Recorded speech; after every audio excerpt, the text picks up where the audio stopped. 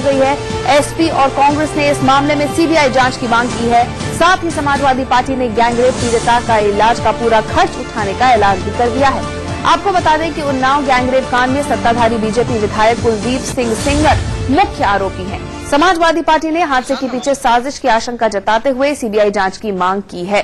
तो आपको बता दें कि सड़क मार्ग से जा रहे थे उन्नाव गैंगरेप की पीड़िता, उसकी चाची, मौसी और उनके वकील, और अचानक एक ट्रक ने उनकी कार को टक्कर मार दी, जिसमें चाची और उनकी बहन की मौत हो गई है। जो गैंगरेप पीड़िता है और वकील है, उनकी हालत बेहद नाजुक है और उन्हें अस्पताल में भर्ती कराया गया है, उनका इलाज चल रहा है। तो एसपी और कांग्रेस इस पूरे मामले में साजिश का आरोप लगा रहे हैं। तो आपको बता दें कि एसपी ने तो ये मांग की है कि इस पूरे मामले की सीबीआई जांच कराई जाए ताकि मामले की सच्चाई सामने आ सके। इस बीच जो ट्रक है उसका ड्राइवर गिरफ्तार कर लिया गया है और ट्रक को भी कब्जे में ले लिया गया है। लेकिन यहाँ हैरानी की बात यह है कि ट्रक की नंबर प्लेट काली रंग की स्याही से पुती हुई थी। जानकारी करने पर मालूम हुआ है कि वो आज जो उनके साथ गलत थे, आज उनके साथ नहीं गए थे और संभवतः उन्होंने ले जाने से मना कर दिया था। फिर भी ये लोग साथ में क्यों नहीं गए, इसके लिए मेरे द्वारा अलग से जांच कराई जा रही है। जांच कराने के बाद जो तथ्य सामने आएंगे उसके अनुसार कार्रवाई की जाएगी। नहीं, पुलिस सुरक्षा 3 दिन से नहीं था। नहीं थी, क्यों आने हुई थी? आप मना कर दी गई? नहीं, अब वो छुट्टी पे गार्ड इनका गया हो या कोई भी और दूसरा रीजन रहा हो, इन्होंने कुल मिला के नहीं मना किया है। अब अदर किसी कारणवश वो नहीं साथ में रहा हो या कोई भी कारण हो, इस बारे में भी मुझे जानकारी नहीं है।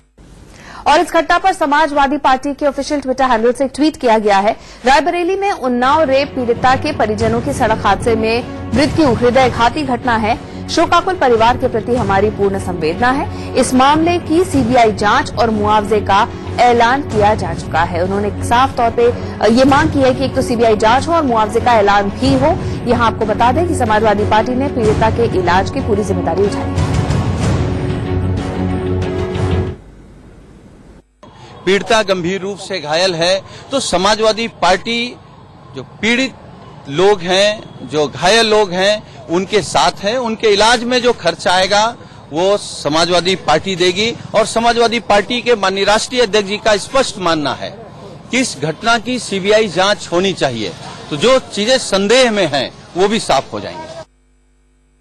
कि जिस तरह से जिस संदिग्ध परिस्थितियों में एक्सीडेंट होता है, मौके पे 2 लोगों की मौत हो जाती है, ड्राइवर भाग जाता है, अभी तक जिस ट्रक से एक्सीडेंट हुआ है उसकी शिनाख्त नहीं हो पाई है। जैसा मुझे पता लगा कि उसकी शिनाख्त अगर हो भी गई हो तो इसकी पूरी जांच होनी चाहिए, न्यायिक जांच होनी चाहिए, केवल पुलिस की नहीं। मैं मांग करती हूं कांग्रेस पार्टी की ओर से कि इसकी न्यायिक जांच होनी चाहिए और जल्द से जल्द क्या ये स्वाभाविक एक्सीडेंट था या इसके पीछे कोई बहुत बड़ा षड्यंत्र था, इसकी जांच होनी चाहिए। ये केवल एक बेटी का सवाल नहीं है, अपने हक की लड़ाई लड़ने वाली हर बेटी का सवाल है और कांग्रेस पार्टी पूरी तरह से इस बेटी के साथ खड़ी है।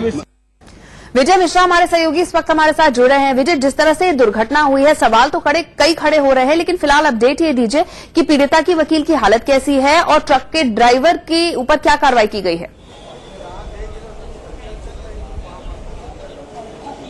देखिए, अभी ट्रक के ड्राइवर के साथ जो है वो पूछताछ चल रही है। हालांकि पीड़िता और हम वकील की हम बात करें तो लाइफ सपोर्ट सिस्टम पे ही दोनों लोगों को रखा हुआ है। वकील साहब की जो स्थिति है वो काफी ज्यादा क्रिटिकल है। हालांकि पीड़िता की जो स्थिति है वो स्थिर बनी हुई है। थोड़ी देर में ही यहाँ पर मेडिकल बुलेटिन जारी होगा, जिसके बाद ये पता चल पाएगा कि किस तरह के हालात हैं। इस समय मैं ट्रामा सेंटर के गेट पे हूँ और जब से ये घटना हुई उसके बाद से मीडिया की एंट्री पर यहाँ पर बैन कर दिया गया है। मीडिया जो है वो अंदर कैमरे के साथ नहीं जा पा रही है और उस तरह से आप बिल्कुल जा सकते हैं, लेकिन कैमरे के साथ आपकी एंट्री वहां पर बिल्कुल नहीं होने दी जा रही है। और सबसे खास बात यह है कि अभी भी जो एक जांच दल है वो मौके पर रवाना हुआ है। फॉरेंसिक जांच टीम भी जो है वो ट्रक के पास गई है, क्योंकि वो ये जांच करेगी कि इस हादसे से पहले क्या ट्रक लगातार चल रहा था, उसके जो इंजन की हीटिंग सिस्टम है उसको वहां पर चेक करेगी फॉरेंसिक टीम, और ये पता लगाने की कोशिश कर रही है कि ये एक साजिश थी या फिर ये पूरा हादसा था। क्योंकि अभी भी इस पूरे मसले को लेकर के जिस तरह से ड्राइवर को से बातचीत हुई है या ड्राइवर के साथ जो पूछताछ चल रही है, जो उसके मालिक ने भी बताया है कि ग्रीस उसने नंबर प्लेट पर इसलिए लगाया था क्योंकि वो ई चालान से बचना चाह रहा था, इस वजह से उसने यहाँ पर नंबर प्लेट पर ग्रीस लगाया था। लेकिन अभी ये कहा उसने यहाँ पर नंबर प्लेट पर ग्रीस लगाया था, लेकिन अभी ये कहा जा सकता है कि सारा कुछ मामला जो है वो जांच पर ही आधारित है। हालांकि इस पूरे मामले की जांच पहले से ही सीबीआई कर रही है और जिस तरह से उन्नाव एसपी ने बताया है कि एक वहां पर जो पीड़िता और पीड़िता के परिवार वालों को जो सुरक्षा दी गई थी उसके 2 महिला कांस्टेबल, एक व्यक्ति जो है वो हथियार के साथ वहां पर पुलिस के जरिए दिया गया था और 2 पुलिसकर्मी हमेशा वहां पर रहते थे। तो ये पूरी सुरक्षा टीम जो है वो वहां पर हमेशा रहती थी। लेकिन जब पीड़िता ये बताइए कि कांग्रेस और एसपी की तरफ से तो आ गया है रिएक्शन, उन्होंने कहा इस मामले को भी सीबीआई को दे देना चाहिए और इसमें कहीं ना कहीं साजिश की आशंका जताई है। क्या बीजेपी की तरफ से कोई भी रिएक्शन आया है?